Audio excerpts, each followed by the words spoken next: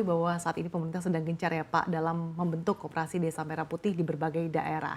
Nah, menurut pandangan Anda, bagaimana koperasi Desa Merah Putih ini bisa turut menggerakkan dan meningkatkan perekonomian daerah? Ya, pada dasarnya kalau dari kami melihat bahwa ini ide yang lumayan bagus, cukup bagus, tetapi yang perlu kita telusuri yaitu nanti eksekusinya seperti apa, Oke. begitu ya. Kita sering mendengar udah beberapa bulan ini banyak orang hampir semuanya juga dari kepala-kepala desa mereka mengkhawatirkan hal yang sama. Jadi banyak sekali seperti ada sangat top down gitu ya. Sedangkan di desa sendiri sudah selama ini memiliki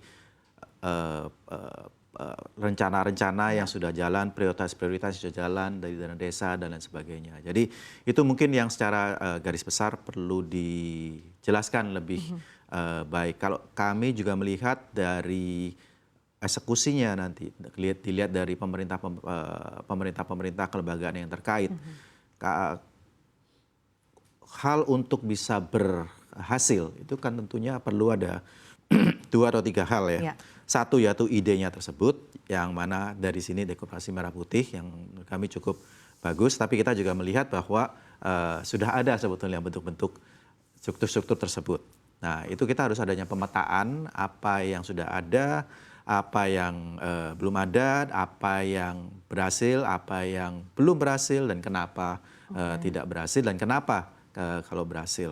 Lalu kedua, strukturnya tersebut. Dan yang ketiga yaitu eksekusinya. Itu mungkin yang paling penting eksekusinya karena ini menentukan dari keberlanjutan dari program ini. Dan tentunya tujuan utama dari program ini semua yaitu untuk meningkatkan produktivitas, ekonomi, dan lapangan pekerjaan untuk publik kita semua. Nah itu yang nanti kita perlu lihat. Oke, targetnya kan adalah 80.000 koperasi Desa Merah Putih yang terbentuk ya Pak sampai akhir Juni 2025. Nah, kalau tadi terkait dengan pemetaan, kalau dari pandangan Anda, apa sih Pak bagian pemetaan yang belum ada hingga saat ini sehingga juga bisa menjadi catatan bagi pembentukan koperasi Desa Merah Putih? Banyak sekali yang seperti sekarang kita lihat, kita belum melihat jelas potensi-potensi daerah. Oke. Nah, pemetaan potensi daerah ini yang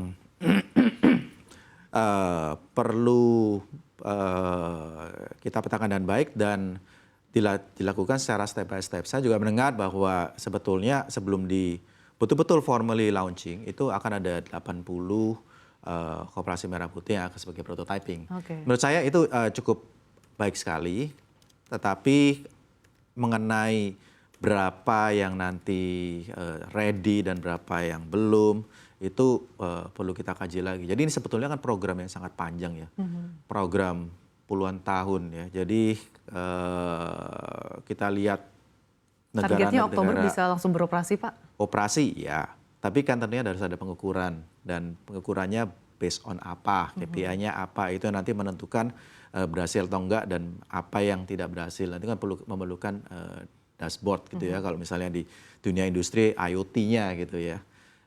Kita lihat negara-negara berkembang ya, koperasinya itu membutuhkan waktu puluhan tahun agar ini bisa berhasil. Dan ya transparansi, SDM keberlanjutan, nah ini yang sangat penting. Jadi kalau saya lihat dari kementerian-kementerian kelembagaan yang ikut, Terlibat yang gitu ya, Pak? terlibat, itu perlu ada, menurut saya paling penting ini, yaitu dari Kemenko Pembangunan Manusianya.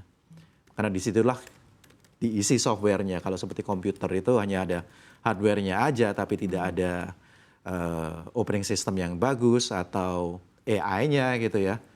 Nah itu sangat risiko tinggi.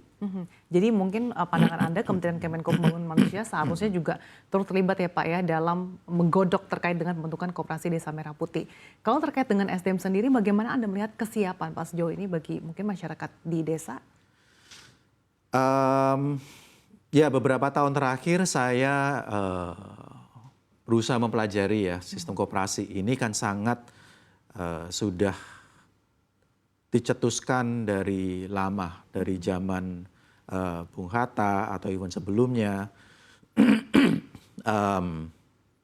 Dan ada 100.000 lebih koperasi yang mana sebetulnya secara statistik ya 90% adalah simpan pinjam, bukan untuk memberikan operation untuk meningkatkan nilai tambah produk-produk dan jasa nilai tambah.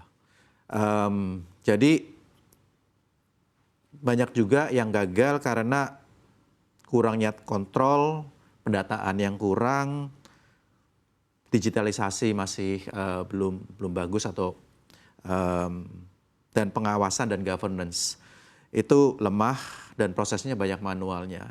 Di perusahaan di organisasi yang kecil pun seperti perusahaan-perusahaan swasta, kalau tidak ada itu semua pengawasan dan proses masih manual, itu juga sustainability-nya kurang. Governance dan proses digitalisasi sudah terbukti bahwa perusahaan yang generasi pertama, generasi kedua ini kalau kita analogi ke perusahaan Bu ya, karena kita di Apindo ya, itu yang sukses ke generasi kedua itu hanya kira-kira 30%. Jadi di sini apalagi ini menyangkut orang banyak sekali gitu ya. Oke, bagus sekali untuk lapangan pekerjaan karena bisa merekrut 1-2 juta orang dari program ini. Tetapi bagaimana gitu caranya? Kalau hanya untuk setahun 2 tahun aja ya mungkin bisa, tapi kan kita inginnya ini berkembang terus. Ya, Pak, ya? Itu iya.